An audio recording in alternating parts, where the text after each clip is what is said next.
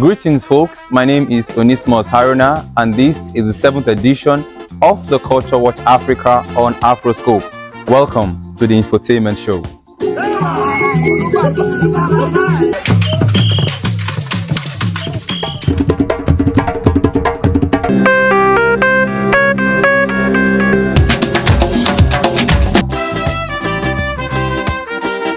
Here on Afroscope, we totally condemn many doctrines of the New Wave Pentecostal Christianity in the world. And we have maintained that the African version of the New Wave Pentecostal Christianity is the worst in the world because the pastors have declared war against the African culture.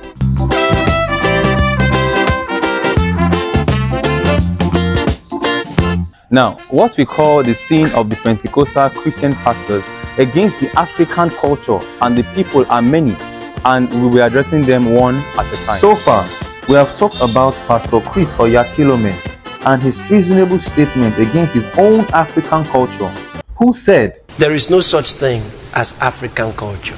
Yeah, in a way, it's becoming a little bit comedic when you listen to some of these pastors. The Catholic Church supports the African culture. So, what would you say to Chris Oyakhilome? Every set of human beings, they have a culture.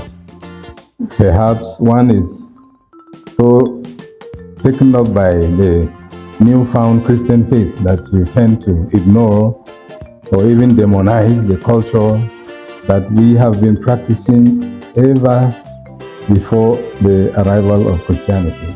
And we also talked about clear abuse of tithes by the Pentecostal pastors, because of the greed of certain persons who propagate the gospel of prosperity.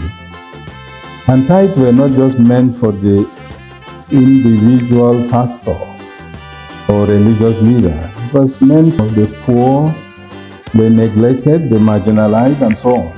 Please remember that you can actually watch the past editions right here on our YouTube channel, and trust me, they come with great infotainment.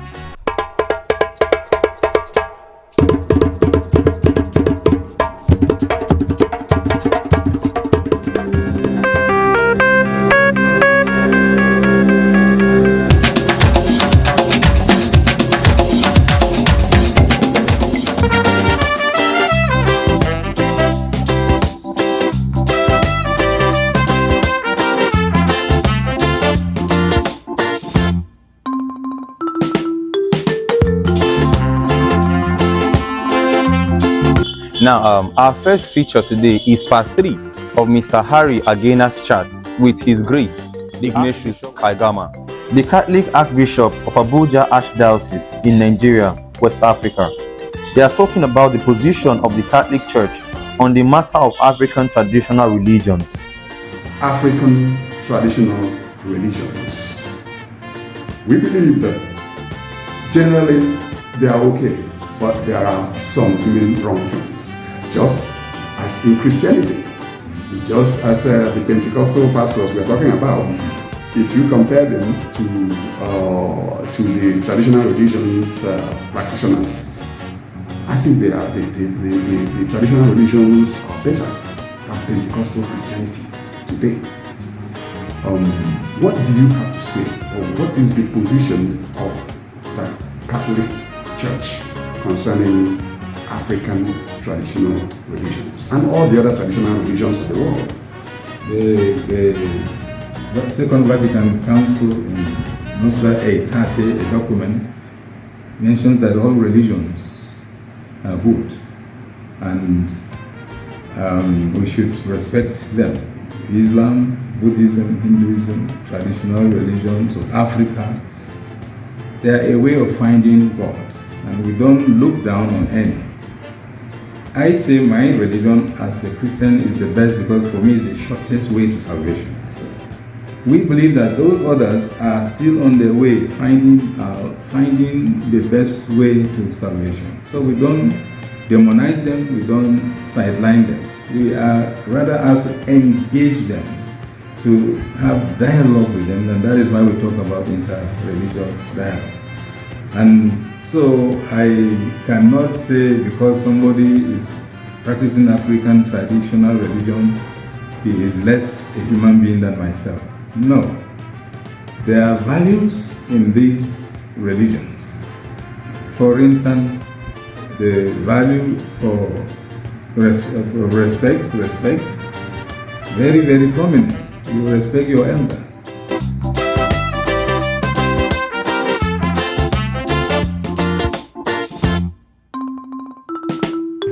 Some of these traditional religions have high degree of morality.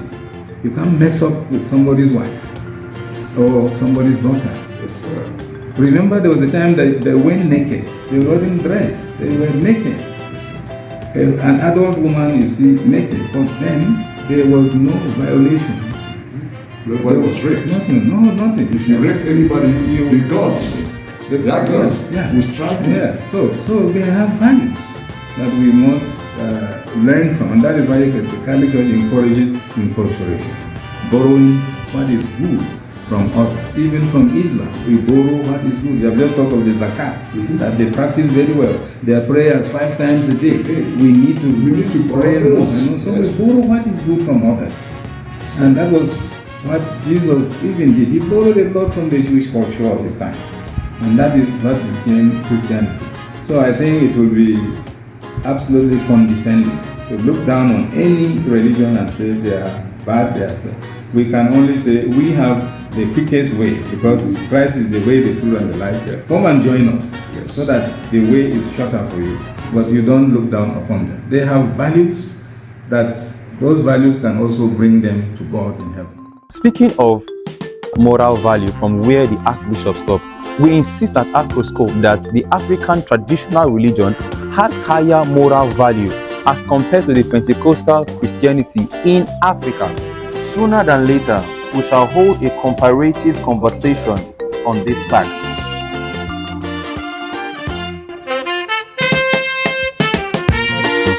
We cannot talk about the Afrocultural position of African Pentecostal Christian pastors without mentioning the slavery mentality irony. And the Afroscope driver, Mr. Harry Agena, has an interesting way of putting it.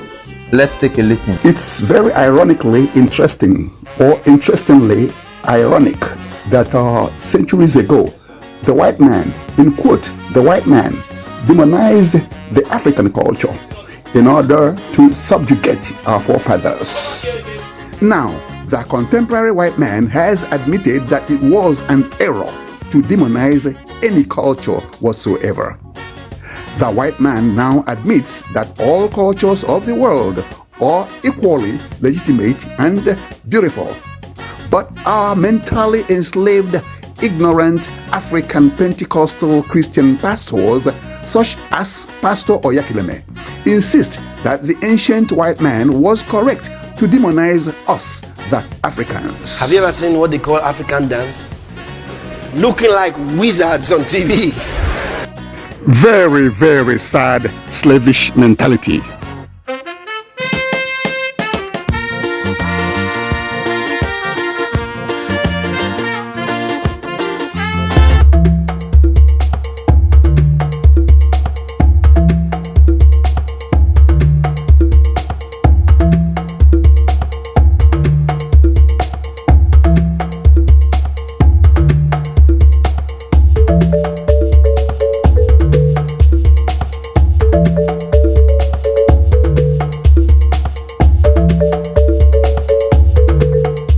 Coming up next, folks, is part 4 of our tour of the Cyprian, a Quincy Center for Arts and Culture right here in Abuja. But remember that we still have our Afrocultural infotainment segment coming up after the tour. That's my time. Start the boat then. Without further ado, here comes our tour of the Cyprian, a Quincy Center for Arts and Culture. We came from far, as you can see. Happy independence for you and me. I was talking about the Nsidibe sign languages before, the African way of communication before, which is the Nsidibe sign language. So I want to show you what it looks like wherever the African man do, no matter how the business, where the business goes, you can see the palm wine tapper trying to go his business. We don't forget our old sign languages. Even no matter how we acquire the Western education, we still deals with all those things. Most of this art you see today, you see those sign languages, but you don't know what it means. It is communication in the old African settings before the colonial time, and up to now we still use it. When you see a sign that is going like this, it's telling you about history, depending on where it's facing. But if the sign, the mouth is facing this side, it's telling you about, if it's facing front, it's telling you about future, but if it's facing back, it's telling you about history. And this is supposedly the man carrying the woman, that is husband and wife. When you see house like this and then road, that means somebody is not in the house, he has gone out to look for food. And this triangle that goes like this is a particular lineage of a particular family that grows from their forefathers, and it continues growing to where it stops. So all those sign language, that's what we use as communication before the Western people claim to come and give us education. We have our own system of education before now.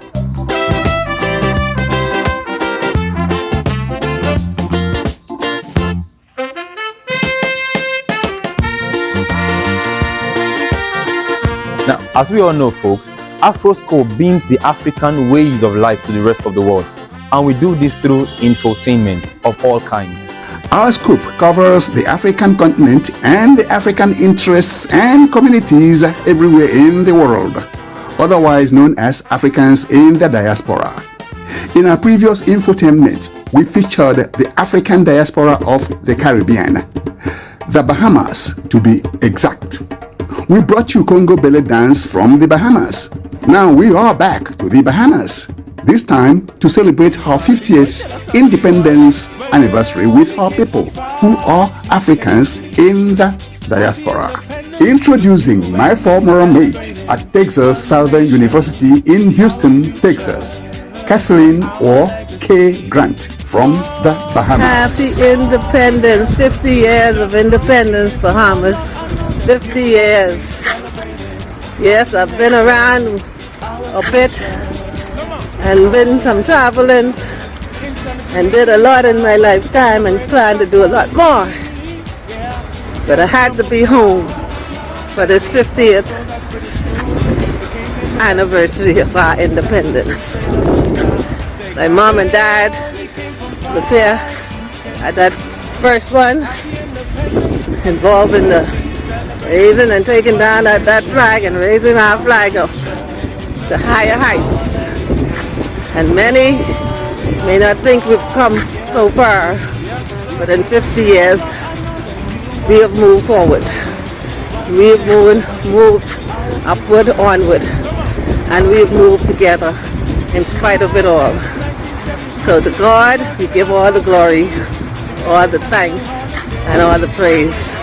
And I'm here, back on the soil of the most beautiful, most wonderful, most blessed country in the world, the Bahamas. 50 years, eh? Ah, yes. That's my time. Start the boat then. March the roach then. Yeah, don't rush me. Run the frog then. Hey, that's the sound of B-boy. Yeah, that's the sound of B-boy. Okay. Well, we came from far, as you can see. Happy independence for you and me, celebrating one nation, our future, and our legacy. Oh, we on the road to year 50. Just right. We've been through a lot, I know that you agree. Celebrating one nation, our future, come on, and our legacy. In 1718, the Bahamas became a British crown colony. Yeah, we come from far. Then we overthrow that British rule, became independent from 1973 straight up to now. Take that. Well, we came from far, as you can see. Happy independence for you and me, celebrating one nation, our future, and our legacy. Oh, we on the road to year 50. Yes, sir. We've been through a lot, I know that you agree. Celebrating one nation, our future, come on, and our legacy. July 10th, 1973, we were given our sovereignty, declared a national holiday. Oh, since no way, God is good. You had to have been there and went through it to understand why we celebrate. The Bahamas is a promise. Yes. We are a possibility. We are a promise. Yes, sir. With a capital P. We are a big, big bundle of, big, big bundle of potentiality. Hey, what you got to eat? Well, we got boiled fish. You got Kong salad? Stew Kong. Any fried snapper? Macaroni. Eat chicken in the bag? Hold on, babe. Are you hungry? Crack Kong. Any crab and dough? Coconut Jimmy. Cheese and rice? And we get fried Barry. Oh no, I don't fool with that. This land is my land. Mash that road. This land is your land. From Grand Bahama straight to Inagua. From the Berry Islands straight to Meguana. This land was made for you and me. Well, we came from far, as you can see. Happy independence for you and me. Celebrating one nation, our future, and our legacy. Oh, we on the road to year 50. Just road. We've been through a lot, I know that you agree. Celebrating one nation, our future, and our legacy. It's all about our legacy. Happy independence for our legacy.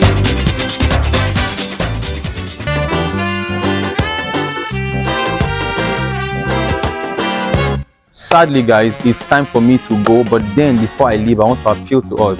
Please make sure to share the production with your friends, your families, your loved ones, and also all our social media handles. Please endeavor to share to your friends and loved ones, alright? Till I come your way again, my name is Onismos Haruna. It's been amazing having you guys with me on this very edition. I'm gonna see you all on the next edition. Don't forget to follow us on our site, afro-scope.com.